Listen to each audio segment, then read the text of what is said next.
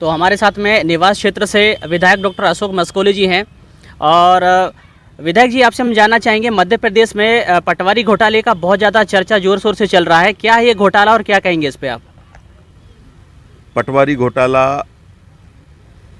मध्य प्रदेश में व्यापम घोटाला का एक सीरीज़ है और एक ऐसा सीरीज़ है कि शिवराज सरकार की बदनुमा दाग है। कई बार व्यापम घोटाले उजागर होने के बाद में उन्होंने प्रोफेशनल एग्जामिनेशन बोर्ड नाम बदला, उसके बाद में कर्मचारी चयन आयोग बनाया, लेकिन लगातार इस बीच में जो घोटाले, जितने नौकरियों के नाम पे जितने वैकेंसी आते उसमें जिस प्रकार से घोटाले हुए उनमें कोई कमी नहीं आई। मैं समझता हूं कि नाम बदलने से नहीं, नियत बदलने से ये जो घोटाले हैं इनमें कमी आएगी।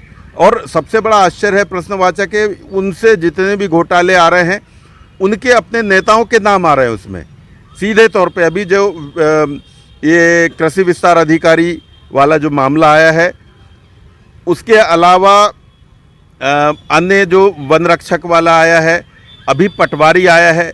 पटवारी में टॉप 10 में वो बीजेपी के नेता की कॉलेज है, टॉप 10 में से 7 उन्हीं का नाम है। उसके अलावा एक ही जगह जौरा जो है उसमें 17 बच्चों का नाम है। 17 बच्चों के नाम एक ही जगह पर, उसमें एक और विषय आ रहा है विकलांग। तो पहले जो वन रक्षकों में जो विकलांग नहीं थे, पटवारी परीक्षा में वो लोग विकलांग हो गए।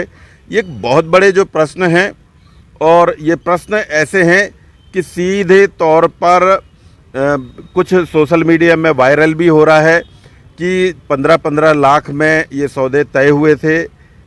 और सबसे बड़ी आश्चर्य की बात है कि जो टॉपर का एक जो वीडियो वायरल हो रहा है, बाकी सब तो गायब है, एक जो सोशल मीडिया में जो आ रहा है, जिसको मध्य प्रदेश के में कितने ज़िले हैं, कितने संभाग हैं, उनका नाम तक नहीं पता है।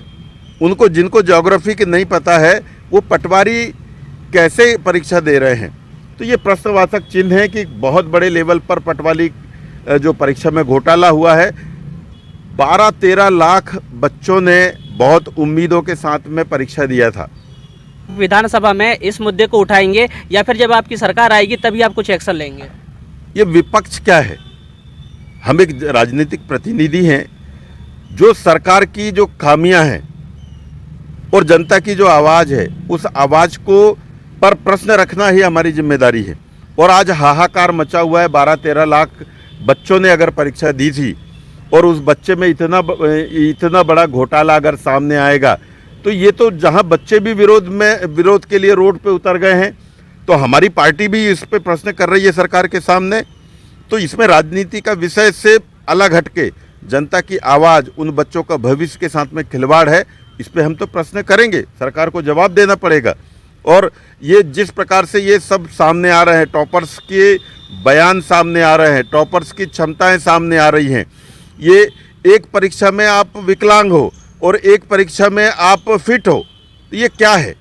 बहुत बड़ा एक दाग है, बदनुमा दाग है शिवराज सरकार के ऊपर कि व्यापम का नाम बदलने से, पीईबी रखने से और कर्मचारी चयन मंडल नाम रखने से ये आपकी नीयत ठीक नहीं है, विषय नियत की है। और शिवराज सरकार की नियत पे ही प्रश्न उठ रहे हैं, उनके मंत्री, उनके विधायकों की नियत पे विषय उठ रहे हैं। एक बहुत बड़ा बदनुमा दाग है मध्य प्रदेश के ऊपर। आज व्यापम के नाम से पूरा भारत में, पूरी दुनिया में कलंकित है हमारा मध्य प्रदेश। और सबसे बड़ी बात है, एक व्यापम हुआ, उसके बाद कई व्यापम हो गए। नाम बदलने से क्या होता है? तो व्यापम घोटाले तो हुए हैं ना, नाम बदलने से क्या हुआ? ये बदनुमा दाग है।